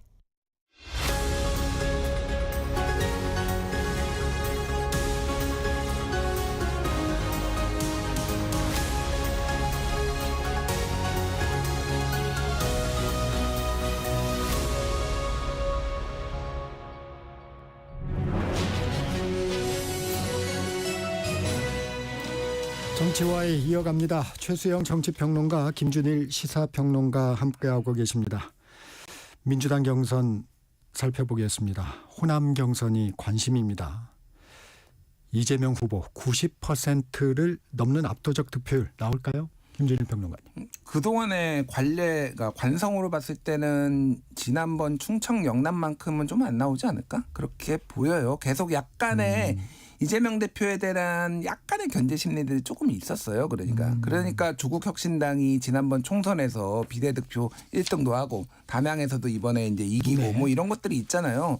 그러니까 그렇다고 해서 다른 후보가 더 많이 나올 것 같지는 않은데 저는 80% 초반 정도가 그 나오죠. 정도까지 내려갈 수 있다. 예, 호남에서는 그 정도 내려갈 것 같고 투표율 같은 경우에도 지난 전당대회 때 한 30%대가 나왔어요. 근데 2017년 때 그 당원들 투표율이 60% 후반대였고요. 그리고 2021년 경선 때 대선 경선 때도 50%대가 나왔는데 확 떨어졌었거든요. 그러니까 지난 당대표 후보 때. 근데 그거보다는 올라갈 것 같긴 한데 50%가 넘을지 안 넘을지가 좀 관건일 것 같아요. 예. 어떻습니까, 최수영 평론가? 저는 이제 이재명 대표에게 호남이 매우 중요한 지점이에요. 왜냐하면 과거 민주당의 지도자 혹은 대권 후보들은 호남에서의 압도적인 영향력과 좀 약간 일종의 지배력을 가졌어요. 근데 그거는 이제 호남의 그러니까 뭐 진보의 적통이라는 이제 호남의 지지가 늘 원천이 되는 거죠. 근데 이재명 후보는 지금 그런 적이 별로 없어요. 그러니까 두 번의 대선 후보가 됐고 당의 지금 대표가 됐는데도 그런 물론 지난번은 이제 이낙연이라는 이제 호남의 맹주가 있었으니까 좀 그렇다고 치더라도 이번에 바로 직전에 전남 담양 선거에서도 담양 군수 선거에서도 조국혁신당이 졌잖아요. 그러니까 뭔가 민주당의 지지층들이 정통 지지층들은 이재명 후보에게 의구심을 갖고 있어요.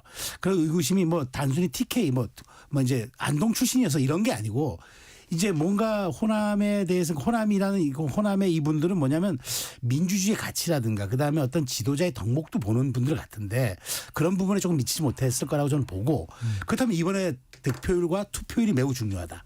그거는 이제 단순히 뭐 9대 명이냐 뭐 8대 명이냐 이게 뭐 중요한 게 아니라 이재명 후보가 갖고 있는 이제 드디어 그런 굴레를 좀 정치적 굴레를 깨고 그다음에 호남에서의 완전한 어떤 정치적인 위임 지도자로서의 어떤 그런 확인 이런 것들에 대한 하나의 승인 절차가 될 수 있기 때문에 저는 이번에 굉장히 그래서 공을 굉장히 들이는 것 같아요. 가서 보니까 뭐 개헌 얘기도 또 뭐 좀 일부 하기도 하고 뭐 이런 얘기를 하는데 지금 다른 지역에 가서 내는 메시지 혹은 이런 것보다도 좀 결이 다른 걸 하는 건 뭐냐. 이재명 후보도 그걸 느끼는 거죠. 내가 여기에서 이번에 뭔가 좀 변곡점의 시사를 주지 못하면은 내가 대선 후보가 물론 되고 다 하겠지만 이건 조금 내가 부족한 부분이 될 수가 있다라고 생각해서 이걸 치유하려는 것 같아요. 2위 다툼도 호남이 진검승부입니다. 김동연 후보 총천권에서 2위를 했고 또 김경수 전 지사는 영남권에서 2위를 했는데 이제 호남이 남았는데 2위 다툼은 좀 어떻게 보세요? 그러니까 호남만 하면은 솔직히 잘 모르겠고요. 그런데 전체적으로 보면은 김동연 지사가 2위를 할 가능성이 높아 보여요. 아까 전에 제가 소개시켰던 여론조사 그거 진보층 그러니까 더불어민주당 대선 후보 적합도를 보면은요. 민주당 지지층에서는 이재명 93, 김동연 1, 김경수 이게 당원이잖아요. 지금 거의 그렇게 나왔잖아요. 지금 다른 지역에서. 그런데 진보층으로 가면은 범진보층으로 가면은 이재명 81, 김동연 4, 김경수 1. 그리고 중도층으로 가면은요. 이재명 53, 김동연 9, 김경수 5 이렇게 나와요. 지금 이제 호남이 중요하고 그다음에 수도권으로 가잖아요. 네. 경기도지사잖아요. 그러니까 경기 쪽에서 많이 나올 것 같아요. 그러니까 그래서 아무래도 호남에서도 뭐 김경수 지사도 본인의 배우자가 이제 호남 출신이고 뭐 여러 가지 호남의 사위다 이렇게 얘기도 하는데 간발의 차이로 김동연이 조금 더 얻을 것 같고 수도권으로 가면은 약간 격차가 벌어질 것 같아서 김동연 지사 2위 가능성이 좀 더 높다. 예. 호남뿐만이 아니고 수도권까지 고려하면 예. 네, 어떻게 보십니까? 저도 전체적으로는 뭐 저는 처음서부터 이번 경선에 아마 2등은 김동연 지사가 될 거라고 저는 후보가 될 거라고 예측을 했습니다. 왜냐하면 이번에 이제 사실은 두 후보가 펼치는 2등 전략도 결이 달라요. 네. 이제 이른바 이제 김경수 후보는 착한 2등인데 이 김동연 후보는 대안 2등이거든요. 그래서 각을 세우잖아요. 하다못해 룰 세팅할 때도 각을 세우고 뭔가 결이 달라요.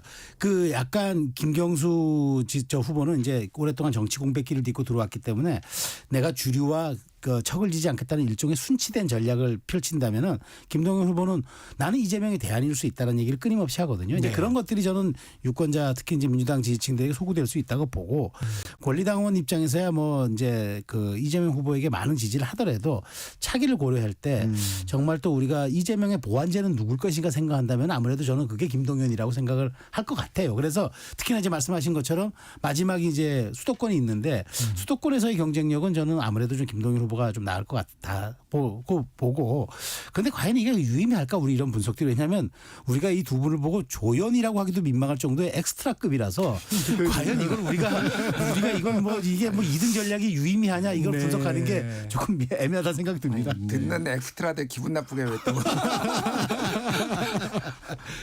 네. 이 이재명 후보 경선 토론회에서 개헌에 대해서 시급히 해야 하는지 의문이라고 말했습니다. 키를 쥐고 있는 후보의 입장인데 정치권 개헌론이 좀 동력이 사라지는 건가요? 저는 뭐 결국은 할 거라고 봐요.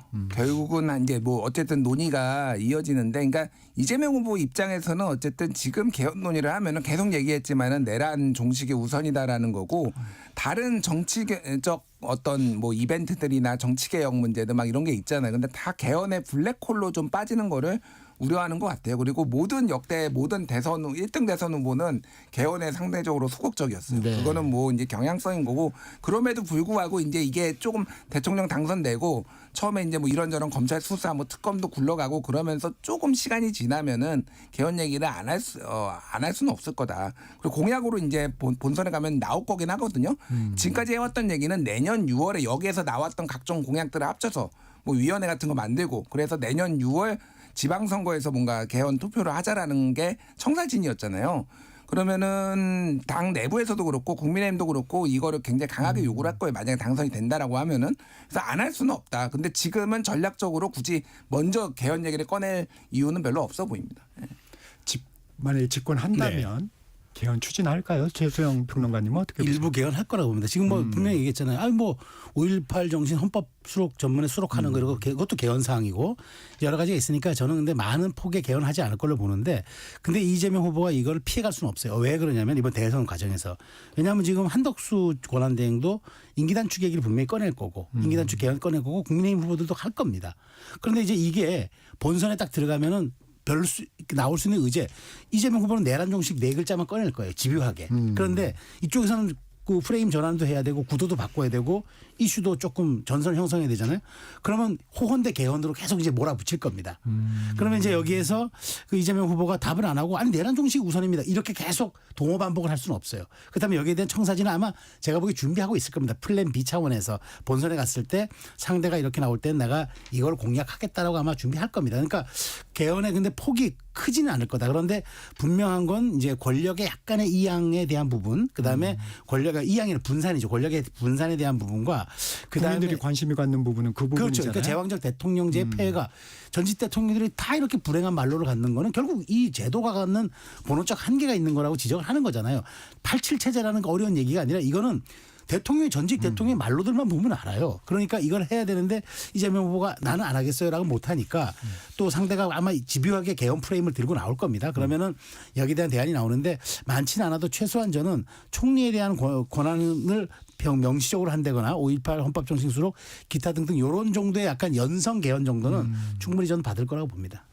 어제 저녁에 전해진 소식인데 이재명 후보의 싱크탱크로 알려진 성장과 통합이 해체됐다고 합니다. 관련해서 좀 들으신 내용들이 좀 있으세요? 제가 따로 요거는 취재를 좀 하지는 못한 것 못했거든요. 근데 이제 네. 예. 저는 이제 뭐 건네 들은 얘기인데 벌써 이제 이 내부 알력 다툼이 이런 거잖아요. 이게 지금 대통령 인수위원회가 없으니까 이번 선거는 이게 인수위 구실을 할 거다. 그러면서 여기에 백가쟁명식에 이제 뭐 사람들도 몰리고 이런 것 같아요. 그런데 네. 여기에서 뭐 회비도 걷고 뭐 이렇게 막 벌어 이렇게 일종의 뭐 잡음들이 벌써 난 거예요. 그다음에 알력 다툼도 있는데다가 더더군다나 여기서 발표하는 게 캠프 내부와도 조율이 안 됐다는 거예요. 자, 이런 과정에서 저는 여기서 약간 불안한 징후를 보는 거예요. 네. 다 먹은 게임이라고 생각하고 다 이긴 게임이라고 생각하니까 불나방들이 모이고 이른바 벌써 권력의 파이를 나눠 갖자라고 벌써 준동을 하는 거죠. 그래서 뭐 들은 바로는 뭐 이재명 후보도 극대노했다고 얘기가 들려요. 근데 뭐 맞는지 모르겠습니다만은. 네. 그러니까 저는 이렇게 성장과 통합이라는 아주 그럴싸한 보수의 이름으로 중도 외연 확장을 해서 나온 게 바로 8일만 해체한다? 이건 굉장히 심각한 징후라고 보는 거예요. 그러니까 그 정도로 지금 뭐랄까 이재명 후보에 대한 기대치가 높아지면서 이 권력의 파일을 이미 선점하려는 세력들이 악의 다툼을 벌일 때 저는 이거는 당연히 예고된 사안인 거고 저는 이 부분들은 좀 무겁게 좀 민주당이 받아들여야 한다고 봅니다. 뭐 큰 틀에서는 동의를 하는데 그러니까 8일 만에 해체를 했다라는 것 자체가 기민하게 움직인 거죠. 그러니까 그런 잡음들이 있고 특히 이제 이재명 뭐 선대위나 이쪽에서 아직 확정되지 않은 거를 언론에 몇 개를 흘려서 언론 플레이를 본인의 위상을 좀 높이려는 게 있었다라는 거에 굉장히 불쾌감을 느꼈다라는 거예요.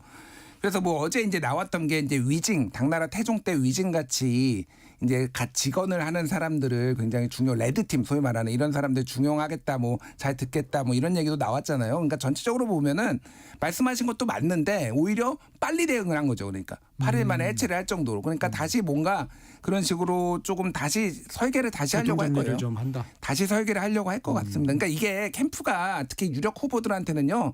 진짜 전국에 한 10만 명, 20만 명을 줄 서요. 예, 이게 그런 상황인 것 같습니다. 예. 이 얘기도 좀 여쭤보겠습니다. 이재명 후보, 정규재 주필, 조갑재 대표 등 보수 농객들과 만나서 만찬을 했습니다. 거기서 나온 얘기들 어떻게 좀 평가하십니까? 저는 아주 이게 이제 메시지 기법 측면에서 놓고 보면요. 아주 탁월한 전략이에요. 사실 이거는. 그러니까 이재명 후보가 나 정치 보복 안 할래요. 나 과거에 집착하지 않습니다. 친일 청산 이런 거 안 할 겁니다. 이재명 후보가 100번 얘기하면 뭐 합니까?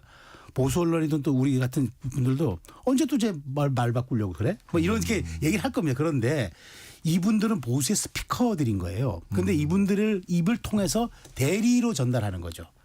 무게감과 전달 방식이 다른 거예요. 그리고 이제 여기에서 이제 더더군다나 저는 지난번 제가 이 방송에 나와서 이재명 후보가 무주공산 상태에서 정말 좌우를 왔다 갔다 하고 이런 것들을 이제 보수 일간지 칼럼에서 이제 빈집털이라고 이제 얘기했는데 네. 제가 보기에 이번 건은 영토 확장이에요.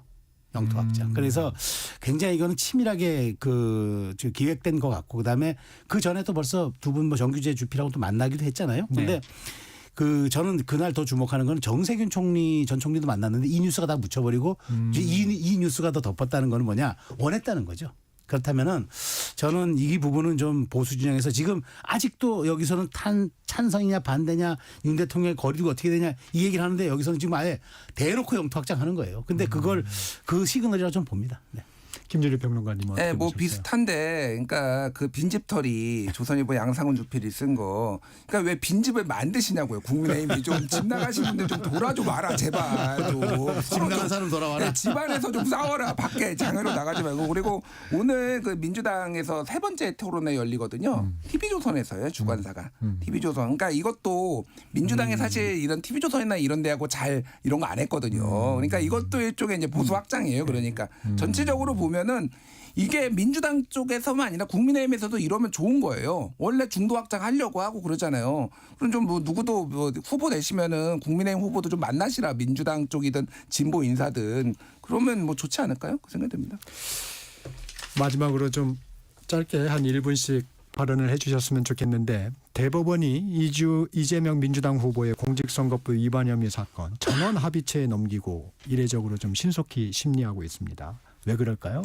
뭐 사법부가 더 이상 이 부담을 안지 않겠다는 생각 같아요. 물론 634 원칙이라는 대원칙도 있고 선거법이 이제 이 사건은 6월 26일이 데드라인입니다. 그러니까 이제 그 전에 하겠다는 건 있는데 이 불확실성을 털어주는 건 맞아요. 세 가지가 있잖아요. 그러니까 뭐 이게 상고를 기각해서 이제 아예 무죄를 털어주거나 아니면은 유죄 취지로 다시 고등법원이 판단해 보시라고 하거나 아니면 우리가 스스로 판단할게 하는 이제 파기 재판이 있는데 저는 어쨌든 뭐 파기 재판의 가능성도 있지만 그 가능성은 좀 매우 낮다고 보고 유죄 취지로 그 돌려보내냐 아니면은 이제 상고 기각이냐인데 저는 그 부분에서 어쨌든 이 6월 3일 전에 이걸 좀 털어보겠다라는 대법원의 의지가 반영된 거라서 저는 이 부분은 지체된 정의는 정의가 아니라는 경구와 딱 부합하는 대법원의 판단이라고 생각합니다. 그러면 선고도 그 전에 나올 수 있다. 그렇죠. 네. 네. 일단 뭐 파기 자판 얘기가 나와요. 그러니까 파기 자판은 대법원이 스스로 형을 판단하는 건데 이게 2023년 형사 공판 사건 상고심 기준으로 2만 419건이 있었는데 파기 자판은 17건, 0.083%에 불과합니다. 그러니까 안 하는 거예요. 사실상 안 하는 거고 이 건 같은 경우 특히 무죄였는데 유죄로 하려면은요 이게 법률심이 돼요. 사실심이 아니라 그건 무슨 얘기냐면은 형량을 대법원이 판단하는 건데 이거는 그 대원칙에 이제 반한다라는 거죠. 그렇기 때문에 파기 자판이 나올 가능성은 높지 않다라는 게 중론이고 말씀하신 대로 이거 못하면요 5년 또 기다려야 돼요. 그럼 8년 돼 공직선거법이. 그러니까 이거 어쨌든 매조지를 좀 지으려고 하는 게 한 달에 한 번 하는 전원합의체를 지금 2번을 심리를 했다라는 거 아니에요. 2달치를 지금 최근에 이틀 했거든요. 빨리 하려고 하는구나. 6월 3일 이전에 할 수도 있겠다 그 생각이 듭니다. 아 그렇게 보시는군요. 예. 네 여기까지 듣겠습니다. 최수영 정치평론가 김준일 시사평론가와 함께했습니다. 고맙습니다. 감사합니다. 전격기사 듣고 계신 지금 시각 8시 45분입니다.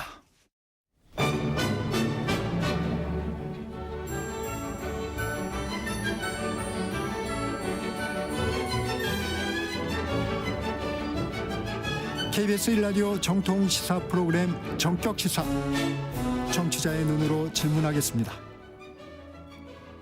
공정의 가치를 추구합니다. 꼭 필요한 정보를 담겠습니다. 월요일부터 금요일까지 아침 7시 20분에 찾아옵니다.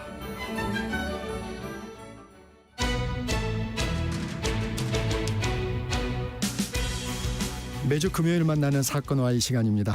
지난 21일이죠. 서울 봉천동의 한 아파트에서 화재가 발생했는데 층간소음을 둘러싼 갈등의 원인으로 꼽히고 있습니다. 오늘 사건와이에서는 층간소음 문제 살펴보겠습니다. 사건 스토리텔러 정진아 변호사 자리했습니다. 변호사님 어서 오세요. 네, 안녕하세요. 서울 봉천동 아파트 화재 인명피해가 컸는데 먼저 어떤 사건이었는지부터 짚어볼까요? 네, 지난 21일이죠. 봉천동의 한 아파트에서 60대 남성 A씨가 토치 형태의 농약 살포기로 추정되는 도구와 기름통을 연결해 화염을 방사해서 불을 질렀습니다. 이로 인해 1명이 숨지고 6명이 중경상을 입었고 약 6,300만 원 정도의 재산 피해가 발생을 했는데요. 숨진 사람은 방화를 한 A씨였습니다.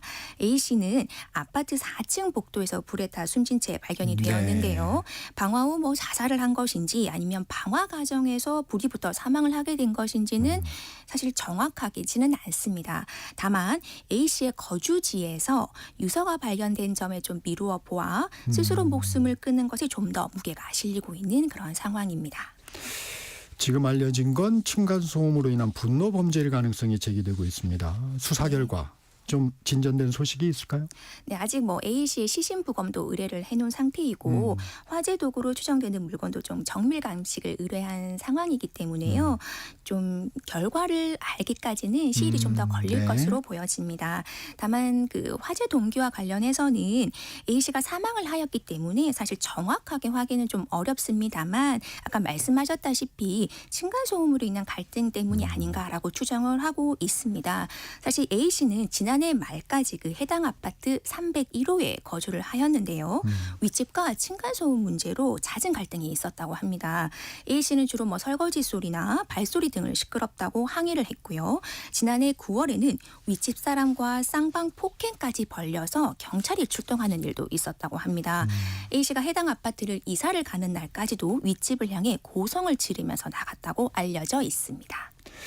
지난해 10월에도 강서구, 서울 강서구죠. 다세대 주택에서 40대 남성이 층간소음 문제로 시비가 붙은 50대 이웃을 살해해서 충격을 준 적이 있는데 이 사건도 좀 전해주시겠어요? 네네. 그 사건 같은 경우는요. 서울 강서구의 한 다세대 주택에서 40대 남성이 당시 빌라 옥상에서 빨래를 널던 50대 여성에게 흉기를 휘둘러 살해한 사건인데요. 네. 당시 여성은 집안으로 대피를 하려고 했지만 남성이 끝까지 쫓아와 흉기를 휘둘렀고 이를 말리는 여성의 딸에게도 흉기를 휘둘러 부상을 입힌 사건이었습니다. 이 당시 40대 남성은 이사 온 지 얼마 되지 않았는데 쿵 하는 소리를 들었고 자신을 향해 악의적으로 소음 공격을 하고 있다고 생각을 해서 범행을 저질렀습니다. 근데 이 사건이 조금 좀 특이한 것이요. 가해자는 위층이었고 오히려 피해자가 아래층이었습니다. 네, 네. 그리고 정작 그 가해자와 같은 집에서 살았던 부모님은 한 번도 소음을 들은 적이 없다라고 증언을 한 것으로 좀 알려져 있습니다. 네, 그렇군요. 그리고 또 이 가해 남성은요, 아무래도 뭐 살인을 하기는 했으니까요, 이 살인으로 징역 30년을 선고받은 이런 사건입니다. 층간소음, 청취자 여러분들도 많이 경험하신 분들이 많을 텐데 기준이라든가 어떤 경우를 층간소음이 있다고 얘기할 수 있는 건가요? 일단 뭐 공동주택관리법에서는 공동주택에서 뭐 뛰거나 걷는 동작에서 발생하는 소음이나 음향기기를 사용하는 등의 활동에서 발생하는 소음이다라고 규정을 하고 있습니다. 사실 뭐 사람의 활동으로 인해 발생하는 소음인데 다른 사람에게 피해를 주는 것이라면 다 해당이 되겠죠. 뭐 바닥 충격 소리, 뭐 피아노 소리, 뭐 아이들 뛰는 소리 등 다양한 소리가 모두 다 층간소음이 될 수 있습니다.